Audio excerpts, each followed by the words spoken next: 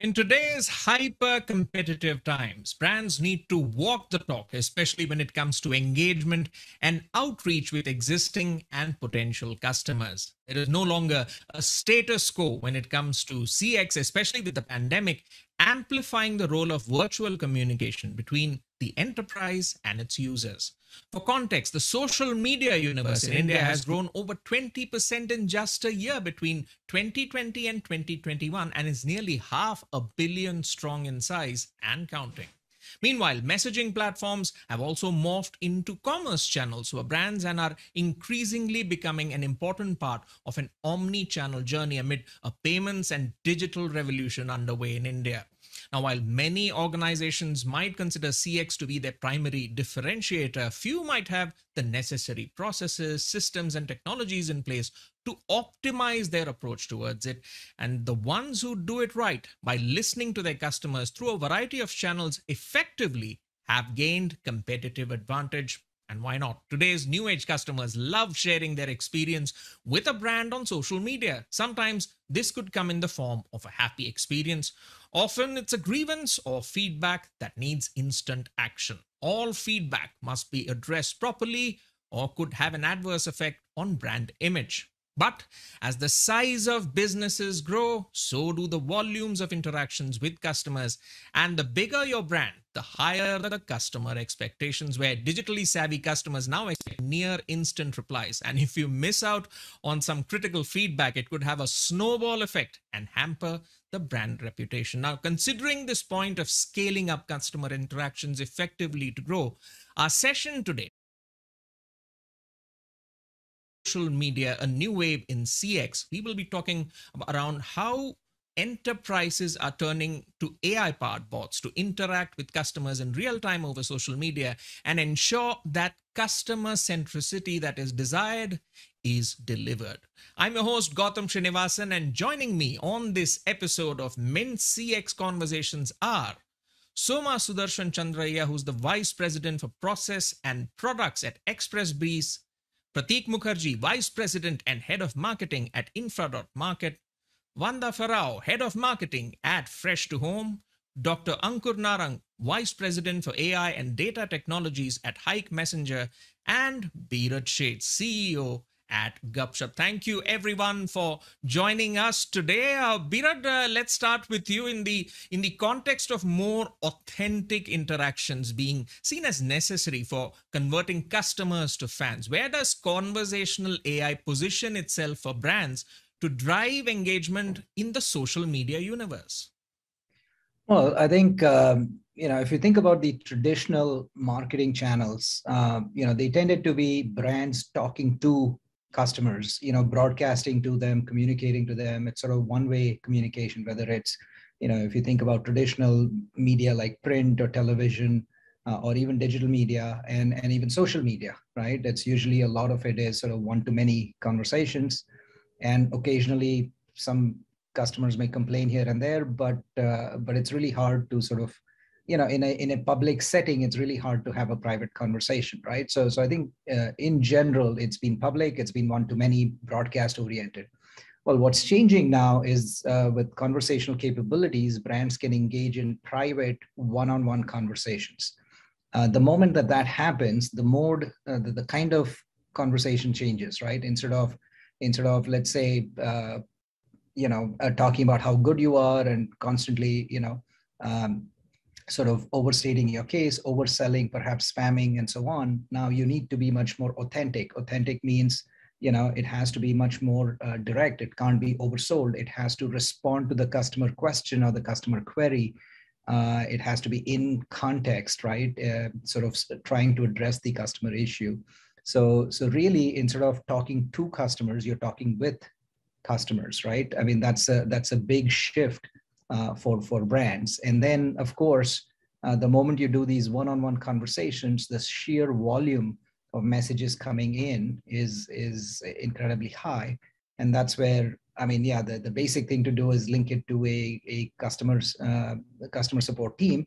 But when the volume increases exponentially, it's hard for human agents to keep up.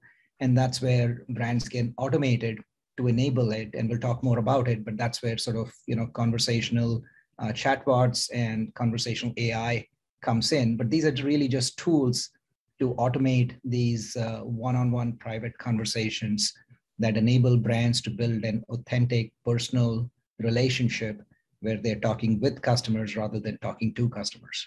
Absolutely. It's that pull factor which builds the bridge between the enterprise and the customers. And as you say, as the interactions increase, there's more data. So there's more understanding of what the customer wants and needs, which helps the enterprise service them better. All right. In that context, let me bring in some experiences, some success stories, and see what we can learn from them. I'll bring in Dr. Narang at this point. Dr. Narang, Hike is coming up to, I believe, a decade in its existence since its launch in December 2012. Now, from pushing ML models on the device to help users find stickers they like in real time, and Hike is on track to enhance the hyper personal and hyper local user experience even further. So from the broad space that you look at, which trends in social media messaging will define the next wave of AI powered innovations at Hike? Yeah, I think basically being able to empower the users, right, is one of the interesting trend, and being able to kind of address all the various aspects from the CX perspective. I mean, that is the need of the hour. As the customer expectations are increasing, essentially we need to catch up much faster and stay above that. So that trend is extremely important. And then there are a lot of AI powered innovations that are essentially powering all of that expectation. And essentially around that, the sophistication across NLP, speech, and vision as well. And this all could be in the real time. And there's also a lot of batch mode processing that can empower and meet all these expectations or growing demands from the customer. All right. Any product innovations that we can expect within that messenger universe at Hike for users? Anything that's on the anvil powered by AI? Yeah, I think there have been a lot of innovations that we have seen. There have been, as you mentioned, the live sticker chat, which is the kind of essentially at real time with ML at the device and also at the backend working together. There has been the Hikemoji, which has been the identity of the user that is powered by vision algorithms, again on the device and powered at the backend. And advancing that would be the more interesting stuff, into metaverse and so forth, that we see those trends coming up with Facebook and NVIDIA aligning pretty strong over there. And further into speech as well, there have been innovations over there as well. Hike traditionally has been targeting like pretty much 9 key languages across India as part of the messenger, where all the text recommendations have been around. So I would say hyper local, hyper personalized are all of these areas, and these are some of the key innovations that have been around there. All right, let's see what the metaverse throws up, but that's for a later conversation. Let me bring in another unique player in this space. Prateek, Infra.Market has taken digital to a sector many won't commonly associate with technology, which is construction. Now, you are a procurement platform for all players in the construction ecosystem, and you span B2B and direct to retail customers. Now, in that context, considering the always online digital first customers of today, they don't have the patience to hold on to wait for customer care agent to attend to their queries. They expect an instant response when they say directly message the brand over social media or WhatsApp. What does this change in expectations to instant communication mean for brands?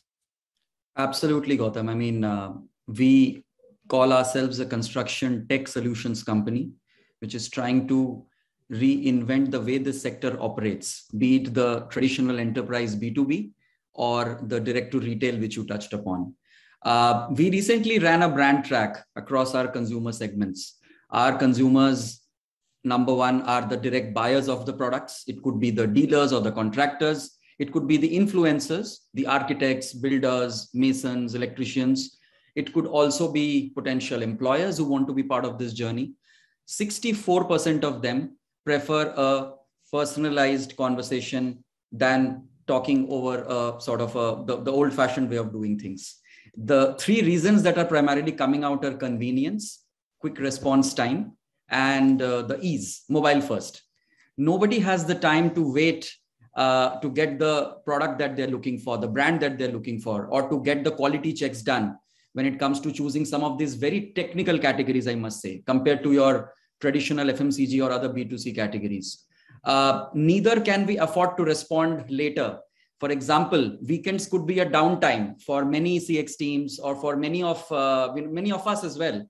But that's probably the time the customer has the time to find out more about whether they will choose a product from a new age company like Inframarket or continue to procure it the way they do.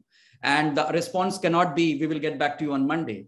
So yes, we are doing or taking a lot of steps towards being a social media and digital first organization, not just in terms of a one-way communication, which is the traditional use of social media, but how do we do CX using social media in a much more personalized way? It could be regional in nature. It could be, a question very specific to retail. We may have to divert it to a subject matter expert if it's outside of the, the general FAQs. And in my learning so far, Facebook is sort of emerging as the lead medium across all the consumer cohorts that I touched upon. So, and it's a mix of the old way of doing CX as well as using technology. I think we can't, undermine the role of either. There are special requirements, technical questions, very, very specific to ready mix concrete, very specific to a tile or an electrical product, which will always require that touch of manual intervention. While yes, a lot of the, the generic initial questions could be automated. And again, we are still a very young company. We are all still learning. As and when the learning curve sort of grows and we mature, I think a lot more salience will shift towards automation. But yeah, completely agree to your point on the shift. We are seeing it every single day. I am also noticing the importance of this in terms of building trust and building a positive brand perception across, again, all the cohorts which I mentioned. As a new company, it is very important.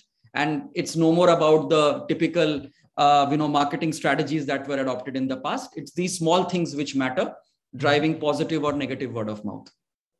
Absolutely. Well, from construction, let's explore the hyper-competitive food space. And we have Vanda with us. So Vanda, for fresh to home, it's exciting times, lots of growth. And we've also seen it use a lot of technology from the procurement side. But when it comes to customer engagement, have the means and methods of reaching out to clients or potential clients changed with the advent of social media? Are businesses seeking new ways of engaging with customers without sounding intrusive? Because as Bhirat said, it's all about that pull factor with customers where the interaction is more organic. Thank you, Gautam, for having me on the panel. Yes, it's interesting times for a D2C food player. To answer this question, I would, pick up from where Bhirat actually made the point about, reaching consumers. And he said that conventional media was one-sided. And today we need to have two-sided communication. And that's exactly what social media gives us. So it's a very potent tool, especially for fresh to home. And we believe we are creating real-time relationships. It's not just reach, which is one way. It's also about relationship building. And we are in this business, actually, our growth comes from changing consumer behavior. So we really use and leverage social media in a very big way to be able to affect this change. I'll tell you 4 examples. We use a very strong influencer network system. So they are like your friends, right? They mimic people you go to who advocate a certain way. So when we use influencers, right, it's able to push the message of, buying meat and seafood online. So that really helps. So social media provides us this. The second is social media has a range of assets which help convince people. For example, in Instagram, right? I have reels, I have stories, I have videos, etc. All this effectively comes together to put my message across, to tell what my offering is, again, in a two-way manner. Third is about advocacy. There are so many groups out there. When we seek social media, right, we come to kindred folk who espouse our values. So we at Fresh to Home believe in, providing consumers with the freshest, chemical-free, preservative-free meat and seafood. So all our early adopters out there who have, who buy into this promise are our early proponents who help build the community. The fourth is tier 2 India. Actually, we see a lot of traction, right, through influence happening. For example, when I do influencer videos in Nasik, in Coimbatore, in Madurai, right, there's a huge uptick where actually people see people influencing them, and they actually, come to a platform, and for the first time they're buying meat and seafood online. So all this together actually is a potent tool for Fresh to Home to get consumers and change consumer behavior. And as Prateek also mentioned, right, it's about building trust. It's about two-way communication. So in this entire scheme of things, we actually get a lot of information which comes to us. So you said, how do you manage the barrage of information which actually comes? So currently we put humans to this task, but as the volumes increase, we are also seeking ways and means we can build in efficiency and address either grievances or suggestions in a way it is best, addressed, but efficiently. All right, some common threads tying together stories from different sectors, whether it's construction or food. Let's also expand this conversation to understand the ROI aspect of all these things. Suma, I'll bring you in at this point. Customer experience has become a significant determinant of revenue and growth of a company, unlike earlier when it was driven by, say, product quality and pricing. So what are your thoughts about this? Yeah, so I think we heard what the other panelists had to say about this. Look, I think what answer I'm going to give has been touched upon by the rest of the panelists in bits and pieces. Look, earlier, product pricing and quality used to determine what customer, how a customer would go about defining your revenues and growth. But look, today, the entire revenue story starts from the way that you engage the customer even before he's actually a customer, right from the time he sends an inquiry to you, and then you give the required details to him. And then it's all about being very transparent on what you've got to offer. And there is the process of the procurement itself, which means the process of you selling your service or a product, right? And then there is a post-purchase scenarios where he would want to get in touch and then get to understand a few things about the product, or probably he has a few questions, a few issues. And if you look at the commonality between, all of this, one thing is the communication and the speed of communication and the channels of communication, right? So gone are those days when, there was a single channel through which the customer used to, try and get in touch with the manufacturer or the service provider. But today there are multiple channels. I don't have to search for a call center number to get in touch with somebody. I could just put it on Twitter. I could just put it on LinkedIn, and then I get the call from the service provider, which means the power is with the customer. I leave the folks with the thoughts, right? So yeah, so communication is very important, especially, it is going to be a determining factor for any company in the given scenario for the growth. All right. Power to the customer. And of course, that drives growth. At this point, let me bring in Beerad to respond to all that's been said. The next wave of CX, it's going to be available to handle customer queries consistently in real time. As Vanda said, as volumes grow, currently they're doing it manually, but as volumes grow, they'll explore what's to be done. And as Prateek said, even outside of business hours, that's when the real game happens. Now, of course, Beerad, this is something chatbots can do better than customer service teams for brands, both big and small. So could you share some use cases, especially in the context of conversational messaging over social media? And I also want to understand, at what point in the growth curve do companies say, I need to add conversational AI into my CX plans? Sure. I think, like I was mentioning earlier, as the moment a brand decides to engage in one-on-one conversations, right? Firstly, the opportunity is huge. You can build personal, intimate, direct relationships with a customer, right? It's like you're building trust, you're becoming an advisor, a friend, a relationship manager, right? Versus just a vendor, a transactional, you go away from just a transactional approach to a very relationship based approach. And that can pay dividends, recurring dividends in terms of ongoing repeat purchases and more customer satisfaction and referral and word of mouth and so on, right? Talking about a few examples, right? I think, so what Gupshup does is we provide all the tools and the infrastructure and solutions and services to enable businesses to do this, right? And we've had numerous examples.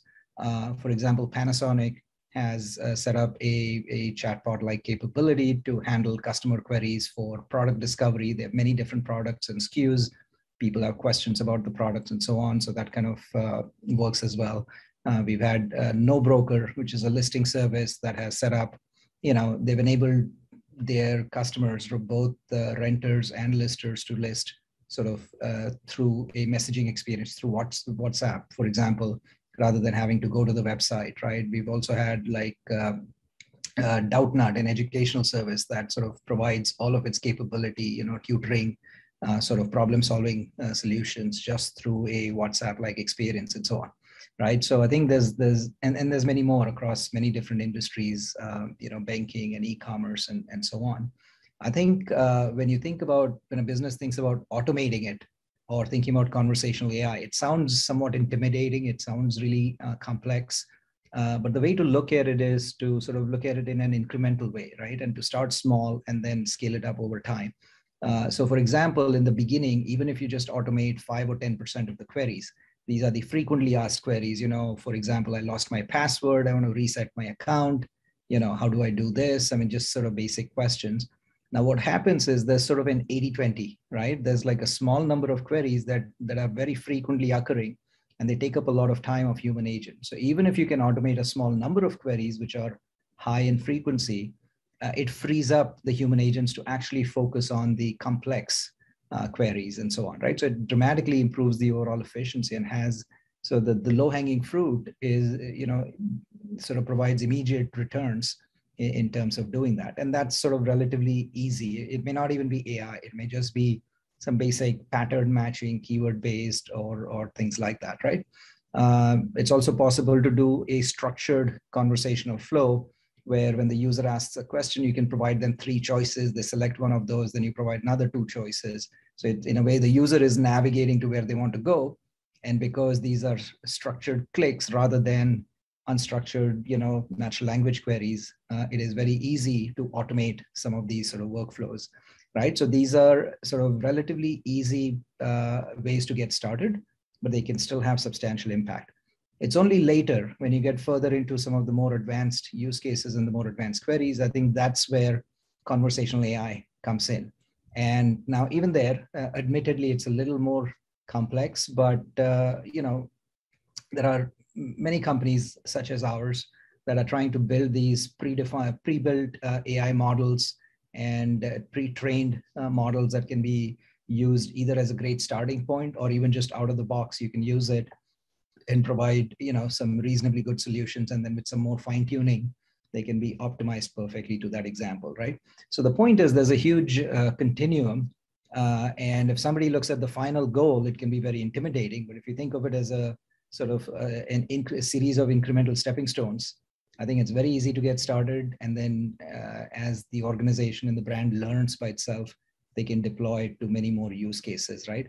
But the impact is huge. I mean, I think this can drive sort of all the business metrics, right? I mean, the moment you have a trusted relationship with the customer, it can lead to, more sales and revenues. It can lead to sort of more repeat purchases, certainly higher customer satisfaction, more referrals, and so on. So I think it's sort of and also cost reduction in a way, right? If there are, if you really try to provide human responses, these would become very, very large teams.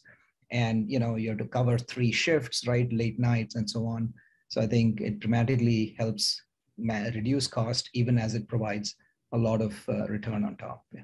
All right. It's also a testament to the conversational AI ecosystem that it's kind of leveled the playing field between larger and smaller players. Because as you say, if you do it in incremental steps, it applies to your use case, whether you're a large enterprise or a startups.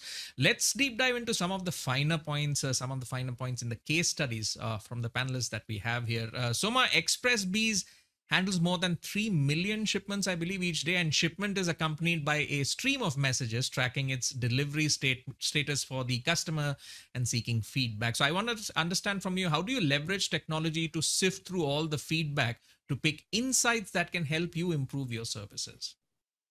All right. So before we get to the technology, let me give you a little more context on the complexity of what we manage. Right? We have a set of claims and we have a set of customers who have been purchasing from these platforms, right? Which in essence means that when it comes to communication, I need to manage the communication with my clients and I need to be transparent in terms of what I do to the end customers. And there is also a need for the clients to give the visibility of the shipments that I handle today to their customers, which in essence means that there is a kind of, a lot of crisscrossing in communication that happens. And when the information goes to the end customer, there has to be a consistency in what I directly communicate to the end customer versus what my client communicates to his customer, right? The next part of it, when giving a visibility to what we do in terms of we trying to transfer the shipments across the value chain.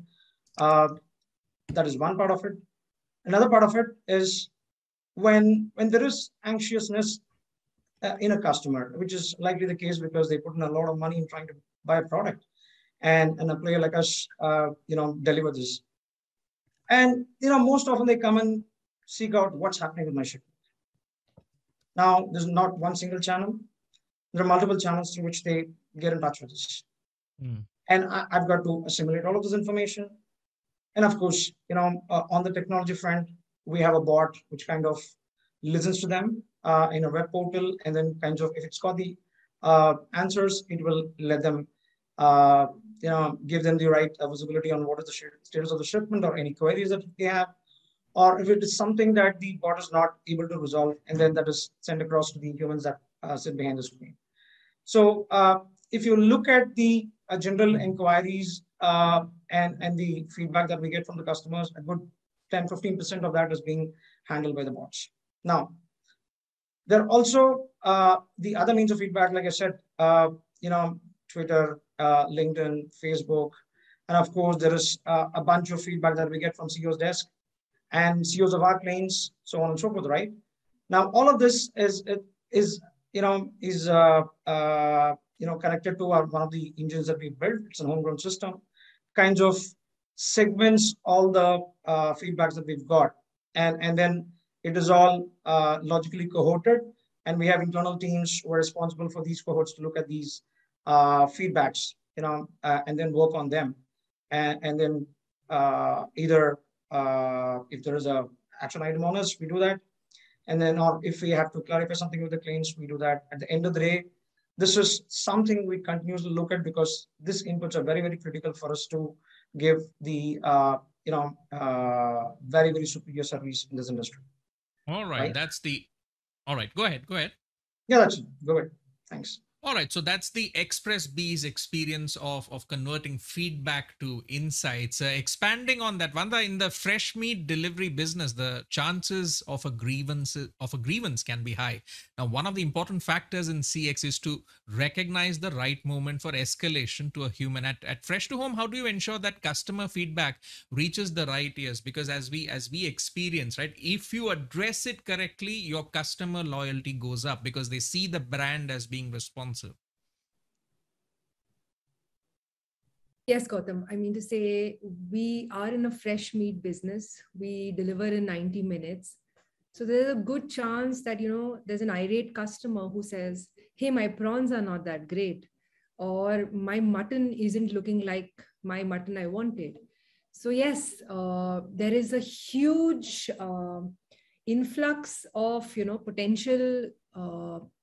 So the inbound also, our channels, we receive huge volumes. For us, I think it's a two-pronged objective. That one is every grievance needs to be resolved quickly, efficiently. The second one is in this entire mass of inbound, which actually comes, right? Taking from what Soma also said, that how do you segregate the huge volumes of repeated things which actually come, which you can efficiently deal with. So how do we go about it? Is first, I believe, is we use systems to correctly tag, the grievance. So I think that is the core. You really need to know your tagging mechanism is correct or corrected for. So around 35 to 40% of the volume which comes is of repeated queries of where is my order, or information on promos, coupons, etc. So do we need to deploy a human at that? Not really. So we also have automated it in a certain way.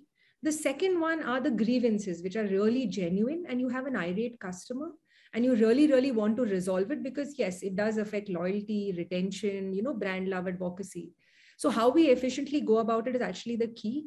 What we have done to build this efficiently is we deploy people to solve the irate grievances of irate consumers. The second is we also have deployed bots, but these are audio bots. So in the IVR system of the incoming, which comes through calls, a part of it, we've actually automated it.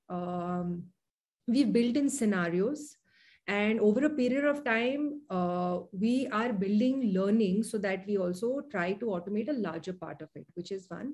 The second part of building efficiencies, even for grievances which are addressed by a person, there's a part of it also which can be automated. For example, when you give a coupon or you have an order free of cost which is created, that can be done by a bot. So these are the two areas we're evaluating right now.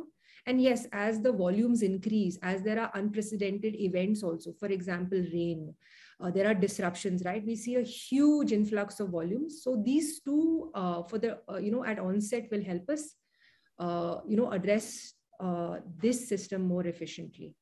All right. Expanding on what Vanda has said, Beered, do you think the loyalty aspect of that customer interaction, whether it's coupons and other things to keep the customer engaged, that's going to be the key value driver for conversational AI? Because that's where, from the amount of experience and interactions that brands have with customers, they know what customers like. And at the right time, when they give the right coupon with the right discount, they know it's going to drive more business. Do you think that loyalty program aspect is going to be a key driver of growth for conversational AI? Yeah, but I think, yes and no, right? It's not coupon in the conventional sense where people create some standardized coupons, 50% off, and it's offered universally to everybody, right? See, the big difference here is the moment you personalize, you can actually even personalize the loyalty experience, right? It's a little bit like imagine you were a shopkeeper and people are coming in and you say, oh, you've been coming every year for the last 5 years. You're a special person. You're a premium customer for me. So come in and I'll give you some extra chai and hang out and chat with you, versus some first-time customer that's come differently, right? So it's not like the same thing. It's a very hyper personalized experience. And that's the real opportunity that you can get when you're building these one-on-one personalized experiences, right? And then the question is, how can you do it at scale, right? And also different people may value different things. Some person may actually value a financial discount, while somebody else may value an accessory, right? Something you bought this, okay, we'll give you this as well. Or somebody may just value recognition, like you are my top customer, for example, right? Or things like that. So I think really sort of being able to, it's sort of customer segmentation, but your segmentation is down to one person, one customer, right? And that really, you just have to get a lot more clever about it than just taking, one of 5 coupons and offering it to the customer. So there's an opportunity to do a lot more than before. Absolutely. It's that aha moment for the customer, where the customer feels, well, the brand really knows me, knows what I like. And this is absolutely what I was looking for at the right moment that I'm served. And it works like magic, right? The technology works behind the scenes and it appears like magic for customers. But staying on track for this topical thread of converting feedback to insights, Prateek, what are the most popular channels of feedback first seen on social media in India today, especially when seen with respect to the construction sector? And secondly, how do you convert feedback into insights? It's a evolving journey, Gautam. Let me to give some more context specific to construction sector. Number one, we are dealing with very, very high average order value products. Order volume or the value of each order is in lakhs in time, sometimes over 50K in most times. Secondly, this business will always be phygital in nature. It will never be online only. So even after a sort of a feedback received on Facebook, or a discussion happened on Facebook or WhatsApp, it will lead to some kind of a face-to-face or a physical interaction in the journey forward. The journey could be just an exploration, the journey could be a purchase, or it could be anything. So these are two things which are very, very different, let's say, compared to most of the traditional businesses where people are willing to take a chance. I mean, if worst case, they will not place an order from that place next time. And secondly, when it comes to building, whether you are building it for someone else or you're building it for yourself, the stakes are extremely high, and hence the phygital. So what we are continuously trying to do is we are improving our cohorting basis existing data available. As I mentioned briefly, Facebook is the leading medium which is helping us run targeted, advertisements, as well as get targeted feedback from different cohorts. We know who the profile is, what is the kind of query they are facing. Is it geographical? Is it basis their sort of demo, geo, whatever segmentation they are coming from? And basis that, we are trying to understand patterns and then creating pipes to route them better, so that customer number 1 went through a certain experience, customer number 100 of the same cohort is having a more seamless flow. Some online, and like I mentioned in this business, some offline. Given the nature of the business, things like rates, credits, all of these still require physical discussion in most cases in construction in India, while we are trying to push the salience towards online. So it's like a always on journey for us, especially on Facebook, where we are understanding the different cohorts as we are scaling, our volumes are growing, so that 3 months down, 6 months down, we have well-defined better flows to close the loop. Facebook supported by, I would say, some of the other video-led mediums. Again, in a business like this, consumers, again, this is an insight we developed over a period of time, that more than statics, it's the video formats which actually are more self-explanatory. Consumers are looking at the product from probably different angles. They want to understand how to use it, how to apply it, and so on and so forth. So video is becoming also a called out strategy. Apart from the principles of being mobile first, which I called out earlier. And again, there is a learning layer there. We are able to understand the performance of each video. Facebook, Instagram, they allow those features. You know, the 3 second, 5 second, 10 second drop-offs, and basis that we are improving our assets as well. So insights to improve our assets is also something which is happening very, very well when it comes to using combination of social media and customer feedback. So yeah, it's very interesting days ahead. Combination of Facebook, Instagram, and I would say WhatsApp, of course. I think that's where a lot of feedback loop is being formed, with a mixture of online and offline sort of channels. All right, the big three of social media. Some very interesting points coming about from Prateek, Soma, and Vanda on converting feedback into insights. But as we head to the last leg of the conversation, let's have some forward-looking statements. I'll bring in Dr. Narang at this point. Dr. Narang, you had several opportunities of working with new age technologies all along your career. So what, according to you, are the technologies of the future that we should look at today? Yeah, definitely. One key technology that is emerging is on the metaverse. And as the key players are moving into the metaverse space, Microsoft, Facebook, NVIDIA, and other players as well. So they are fundamentally the immersive experiences. So for all the various verticals that we have been talking in the panel, and in general other verticals as well, immersive experiences would make the whole experience to the next level. Right, whether they are in the physical fitness domain, whether they're in the live music shows domain, whether they are kind of collaboration domain with Office, or they are just meeting new people. So there are so many use cases where the immersive experiences, and there are multiple kind of underneath infrastructure technologies in terms of 5G, 6G networks that are enabling the speed, the spatial computing of rendering engines such as Unreal and Unity, which are enabling all the rendering of this. There's very powerful mobile devices that are coming up. So at a user level, these are the immersive experiences. From a tech perspective, either there are new tech in terms of quantum computing, which are again optimizing the way the things can be done in a much better way. where all the infra aspects in any of the verticals with much better kind of leading to the metrics. So the main optimization problems on how you really run the organization with a kind of a much better outcomes. The business efficiency, these are all underneath, they're kind of getting improved with AI, and the AI with more powerful computing technologies such as quantum. So these are some of the examples of technologies. And there are many more, and we could go into a deep dive of any one of them. It'll require another panel discussion, but as you say, this is just a tip of the iceberg. Let's get in the final word from Beerat. Beerat, we've heard the different panelists bring about very interesting points, but summing things up, in the next 3 years, we see social media becoming rather the primary communication channel to connect with existing and prospective customers for businesses. So from a strategic viewpoint, how can businesses leverage tools of AI-powered bots to monitor feedback and have real-time interactions with their customers? Distill all the talking points for the viewers in this final answer. Yeah, no, I agree. I mean, I think if we really go far, we'll all be a spacefaring civilization and so on. But let's focus on planet Earth, and let's focus on the next 3 years. And I think for now, it's really, I see a huge evolution in how businesses and consumers interact. I think we are heading into a conversational future where instead of structured interactions. Like if you think about websites, apps, they force humans to behave like computers, where you're clicking buttons and tabs. But instead, if you have a conversational feature, you have computers behaving like humans, right? It's more natural, more intuitive, and so on. So I think like many of the panelists spoke, it allows brands to build authentic, intimate, personal, hyper-personalized relationships.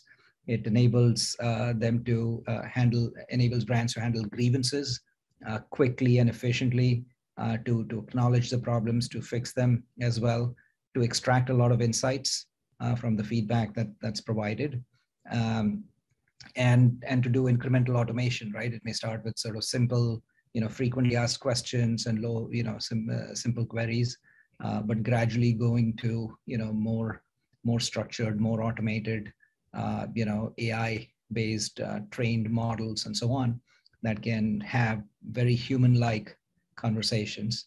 And whether that conversation is through chat, through a voice interface, or eventually in some sort of metaverse, but it's really just still a conversational interaction, right? So I think building these capabilities are going to make a big difference. And brands, there's enormous advantages for early mover brands, because the faster they start, the faster they can figure out what works for their customers and how to enhance it and build it. And I think, really there's immense opportunity to really transform the customer engagement that can lead to sort of just, great outcomes for businesses in terms of revenues, profits, retention, satisfaction, and cost as well.